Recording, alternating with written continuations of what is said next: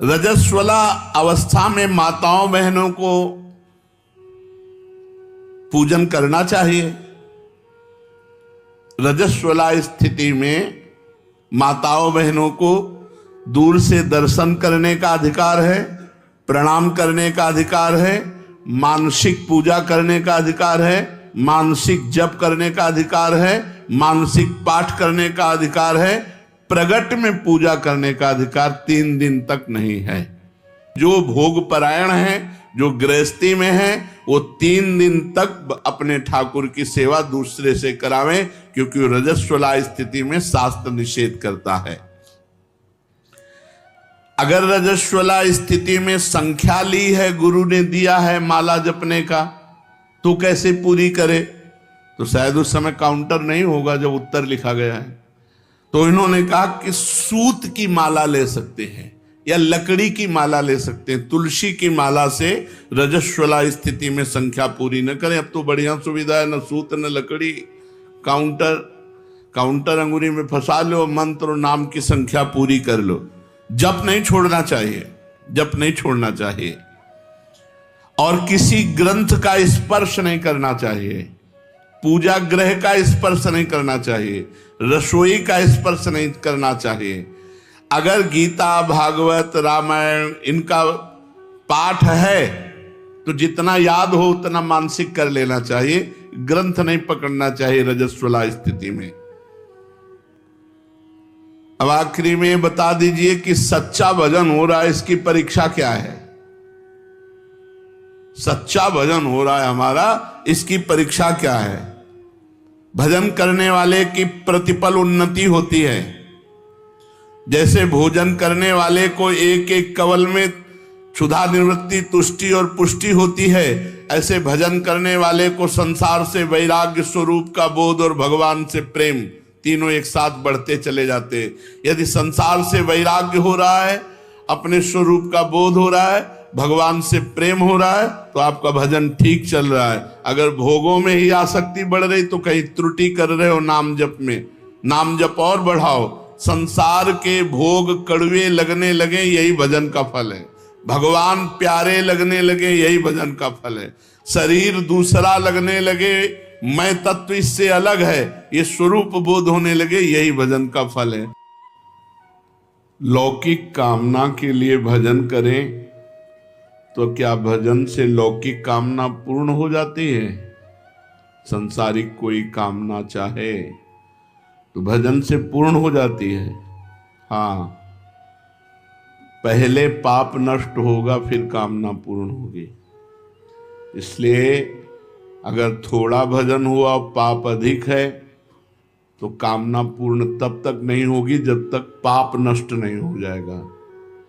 दुख देने में पाप का योगदान है। तो ध्यान रखें, भजन करने वाले एक तो कामना करते नहीं, अगर कामना करते हैं तो पूर्ण तभी होगी जब आपका पाप नष्ट हो जाएगा।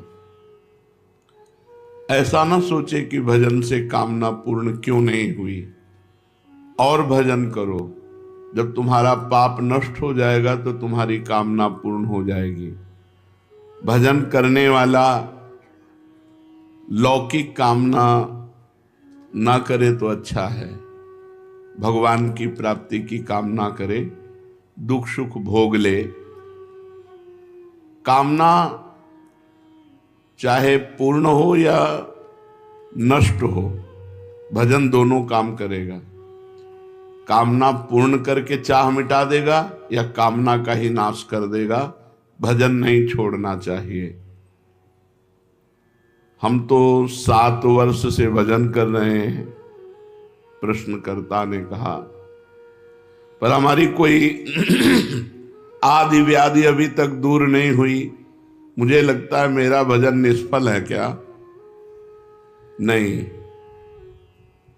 बाहर के दुख और शरीर की बीमारी ये प्रारब्ध के अनुसार मिलती है। भजन का फल है अंतःकरण शुद्ध होकर भगवदानंद की प्राप्ति होना। भजन का फल ये नहीं कि तुम्हारा जुकाम बुखार ठीक हो जाए, तुम्हारा ये ठीक हो जाए। अगर चाहोगे उस कोटि का भजन करोगे तो हो जाएगा, पर भजन का फल ये नहीं है। भजन का फल है अंतःकरण की पवित्रता और भगवदानंद की प्राप्ति। महाराज, शरणागति का क्या अर्थ है? सब प्रकार से अपने सर्वस्व को, तन मन धन कामना वासना बुद्धि अहंकार सबको भगवान को अर्पण कर देने से शरणागति पूर्ण हो जाती है। तन मन धन कामना वासना बुद्धि अहंकार, इसमें अपनापन न मानना, ये सब भगवान का है, ऐसा अर्पण कर देना। अहंकार भी भगवान का है, बुद्धि भी भगवान की है, मन भी भगवान का है, चित्त भी भगवान का, तन भी भगवान का, धन भी भगवान का, मन भी भगवान। अब सारा भार प्रभु पे अर्पित करके हम निश्चिंत हो गए, निर्भय हो गए। बहुत बढ़िया बताया, पर ये होता नहीं है। इसका साधन क्या है? शरणागति, तन मन प्राण धन बुद्धि अहंकार सब कुछ समर्पित हो जाए, इसकी साधना क्या है? पहला, भगवान के अनुकूल ही सब कार्य करे, प्रतिकूलस्य विसर्जनम, श्री कृष्ण अनुकूलेन। तन मन वचन से कोई पाप कर्म न बने, सबसे पहला है। शरणागति के लिए मनमानी आचरण करने वाला शरणागत नहीं होता। तन से मन से वचन से श्री कृष्ण अनुकूलेन प्रतिकूलस्य विसर्जनम, प्रतिकूल आचरणों का त्याग और अनुकूल आचरण भगवान के करना, ये पहला साधन है। प्रतिकूलस्य विसर्जनम, पाप आचरण न होने पावे। अगर पाप आचरण होंगे तो शरणागति आपकी नहीं मानी जाएगी। एक प्रश्न आज कर रहे थे कि जब पुण्य भगवान को समर्पित तो पाप भी भगवान को समर्पित। ये पुण्यात्मा का या महात्मा का लक्षण नहीं कि जो मन में आया सो कर लिया, इसके बाद कोई पश्चाताप नहीं। अगर हमसे गलत हो गया तो हमारा हृदय जले, भगवान से प्रार्थना करें कि प्रभु दोबारा ऐसी हमसे गलती ना हो। तब तो वो गलती से निकल पाएगा। जब जलन ही नहीं तो गलती से निकल ही नहीं पाएगा। भगवान के शरणागत के द्वारा पाप नहीं होता, ये पहला लक्षण है। अगर हमें शरणागत होना है तो पाप आचरण हमें छोड़ना है। नाम जप के प्रभाव से हमें पाप आचरणों से डरना है, बचना है, नहीं हम प्रभु की शरण में नहीं हो पाएंगे। दूसरा, भगवान के प्रतिकूल समस्त कार्यों और भावों का तन मन वचन से सर्वथा त्याग कर देना। पहला है भगवान के अनुकूल आचरण करना, और दूसरा है भगवान के प्रतिकूल जितने आचरण हैं, तन से मन से वचन से कर्म से, उनका त्याग कर देना। तीसरा, एकमात्र भगवान में दृढ़ विश्वास। जो कुछ होगा सब प्रभु से होगा, प्रियाजू से होगा। पूर्ण विश्वास मात्र भगवान है। भगवान ही एकमात्र हमारे रक्षक हैं, वही हमारी गति है, वही हमारा आश्रय है, वही हमारा ध्येय है। ध्येय जिनका ध्यान किया जाता है वही हमारा लक्ष्य है, दूसरा कोई नहीं, एकमात्र प्रभु। पांचवा, जो कुछ भी सोचे बोले करें वो केवल भगवान के लिए करें। सोचें तो भगवान के लिए सोचें, करें तो भगवान के लिए करें, बोलें तो भगवान के लिए बोलें। शरणागति। सब कार्य करते हुए भजन साधना अपना कोई पुरुषार्थ न माने, ये भगवान की कृपा शक्ति से हो रहा है ऐसा अनुभव करे। शरणागति पुष्ट होने के लिए सब कार्य साधना के हो रहे हैं, पर मेरे सामर्थ्य से नहीं हो रहे, ये तो भगवान की कृपा शक्ति के द्वारा हो रहे हैं। मेरे में कोई पुरुषार्थ नहीं, कोई सामर्थ्य नहीं। सातवां, सब कुछ भगवान को अर्पण करने के बाद अर्पण करने का अहम नहीं। आपकी वस्तु आपको समर्पित, मेरा क्या था जो मैं अहम करूं। सब कुछ समर्पित होने के बाद समर्पण का अहंकार नहीं। मैंने भगवान को सब समर्पित, मेरा क्या था, उन्हीं का तो था। मन वही बने हैं, बुद्धि वही बने, चित्त वही, अहम वही, तन मन धन सब उन्हीं का।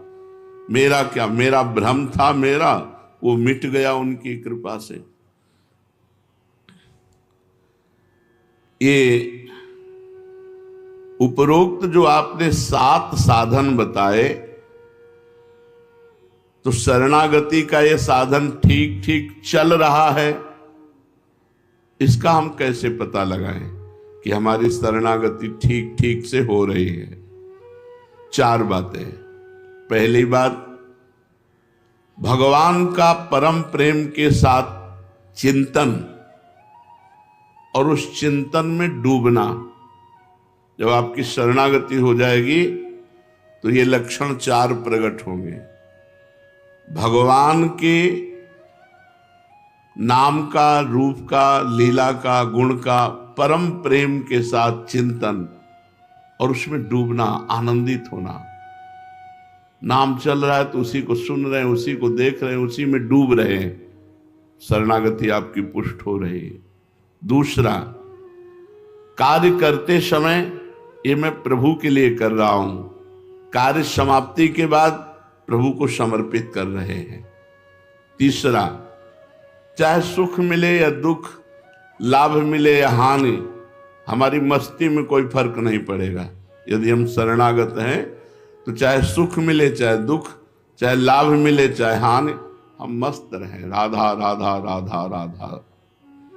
चौथा, हमारे अंदर की कामनाएं नष्ट हो रही हैं। जब शरणागति पुष्ट होगी तो 4 लक्षण प्रकट होंगे। भगवान के नाम का, रूप का, लीला का, गुण का चिंतन और उसी के आनंद में डूबना।